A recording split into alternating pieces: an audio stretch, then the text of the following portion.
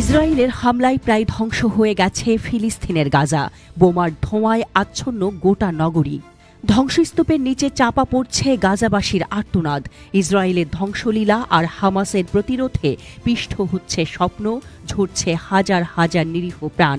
এমন পরিস্থিতিতে গাজা যুদ্ধ থামাতে জোর চেষ্টা চালিয়ে যাচ্ছেন যুক্তরাষ্ট্রের প্রেসিডেন্ট ডোনাল্ড ট্রাম্প।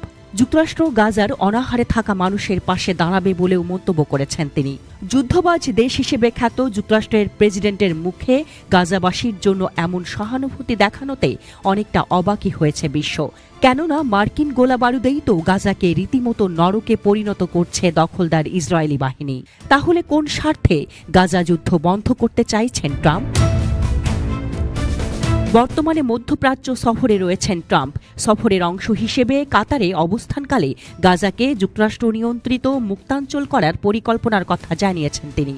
অর্থাৎ যুদ্ধ বন্ধের নামে গাজাকে নিজেদের আয়ত্তে নেওয়ার বিতর্কিত পরিকল্পনার বিষয়টি সামনে আনলেন ট্রাম্প। তার এই প্রস্তাবটি এমন এক সময় এসেছে যখন গাজায় ইসরায়েলি সহিংসতা ক্রমশই বৃদ্ধি পাচ্ছে। গাজার জন্য নিজের দৃষ্টিভঙ্গি তুলে ধরে ট্রাম্প বলেন, যুক্তরাষ্ট্রের তত্ত্বাবধানে এই অঞ্চলটি পুনর্গঠন করা হবে। এমনকি ফিলিস্তিনিদের নিরাপত্তার পাশাপাশি অর্থনৈতিক সুযোগ তৈরি করা হবে। তবে ট্রাম্পের এই পরিকল্পনায় ফিলিস্তিনের সার্বভৌমত্ব নিয়ে প্রশ্ন উঠছে। ট্রাম্পের এই প্রস্তাব প্রত্যাখ্যান করেছেন আরব রাষ্ট্র এবং ফিলিস্তিনি নেতারা। বিষয়টিকে ফিলিস্তিনিদের অধিকারের লঙ্ঘন এবং ইসরায়েলকে আরও সুযোগ করে দেওয়ার অপচেষ্টা বলেও সমালোচনায় ধুয়ে দিয়েছেন তারা। মধ্যপ্রাচ্য ও ফিলিস্তিনের নেতারা সতর্ক করেছেন যে গাজা যুক্তরাষ্ট্রের অধীনে গেলে এ অঞ্চলে উত্তেজনা আরও বাড়িয়ে তুলতে পারে।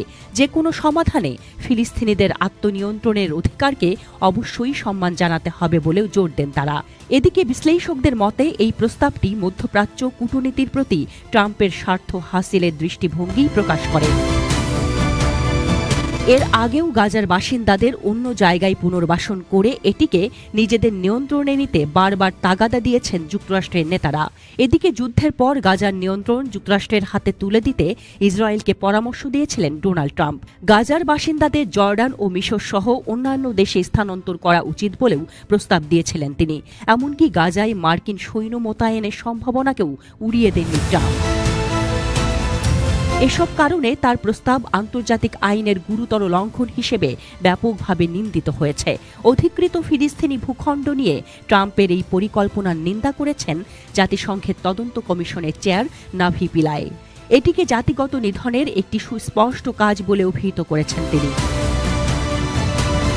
জাতিসংঘের তদন্ত কমিশনের এই চেয়ার বলেন, ট্রাম্প আন্তর্জাতিক আইন এবং দখলদারিত্বের আইন সম্পর্কে ভয়াবহভাবে অজ্ঞ। এটি একটি গোষ্ঠীকে জোর করে তাড়ানো, এমনকি একটি আন্তর্জাতিক অপরাধ। এটি জাতিগত নিধনেরও শামিল।